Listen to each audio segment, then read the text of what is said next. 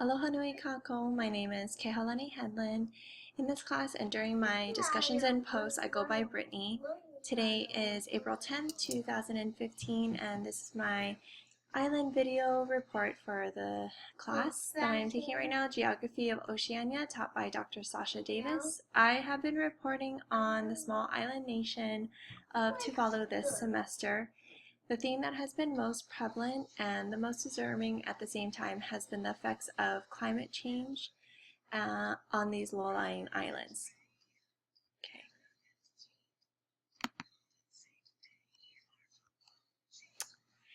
Here is a political map of Tuvalu in Oceania. Its nearest neighbors are Kiribati, Nauru, Samoa, and Fiji.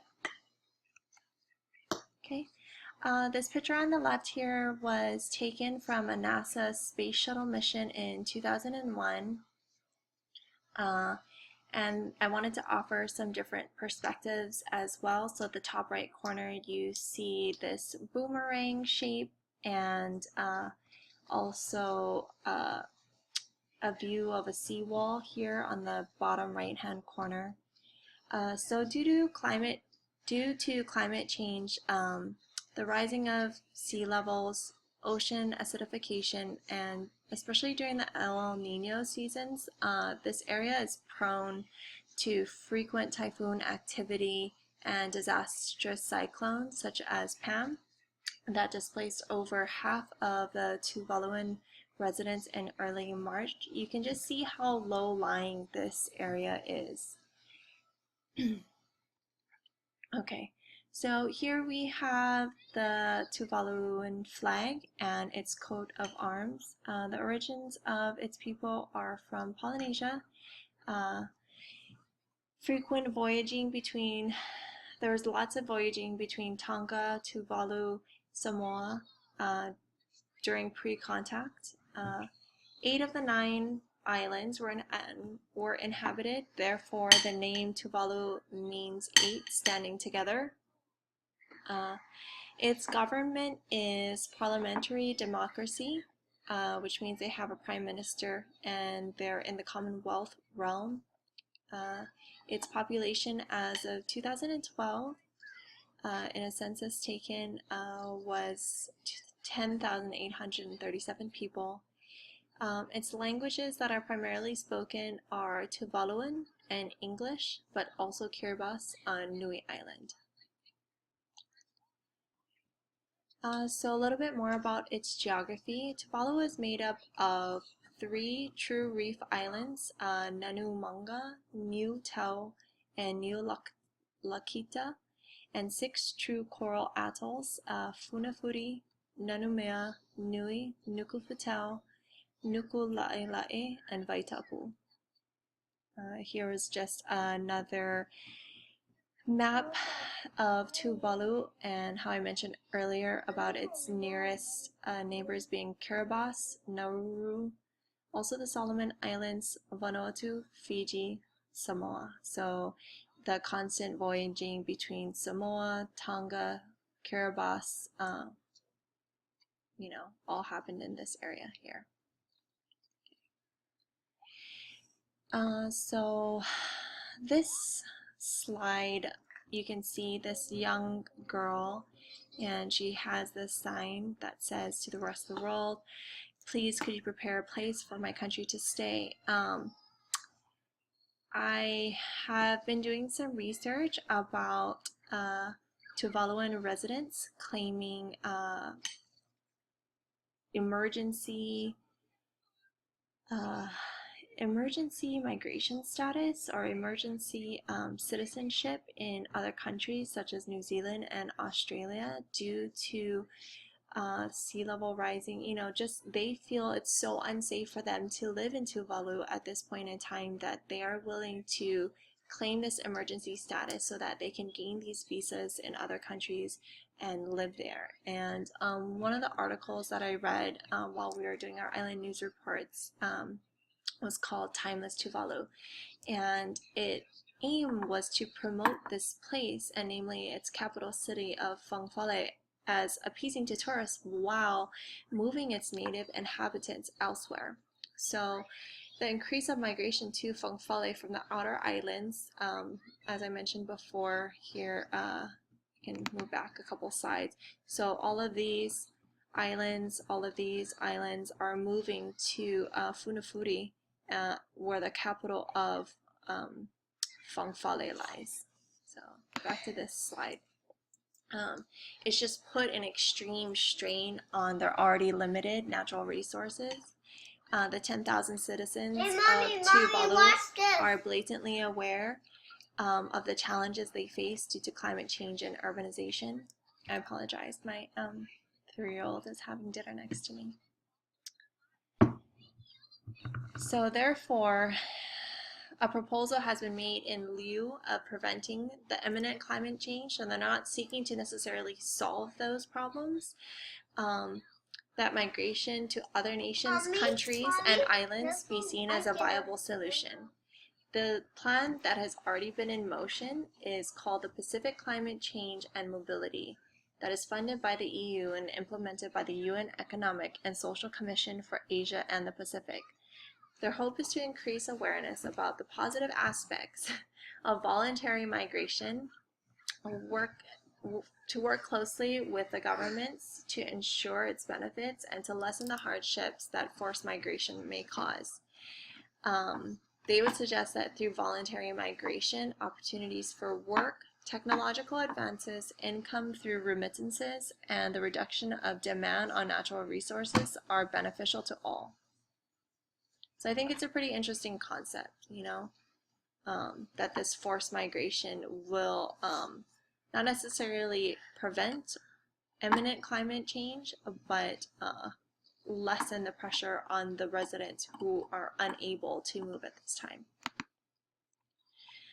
Okay, so here are some other interesting pictures of this man sitting what looks to be like his garage, and this person is taking a photo of him, and you can just see the sea level, where it stands and how precarious their situation is. And this is an image of this Tuvaluan residents just trying to bring awareness to their situation. The Prime Minister of Tuvalu, Enele Sopoanga, has made an announcement after the recent conclusion of the Pacific Islands Forum Leaders Summit he attended in Palau.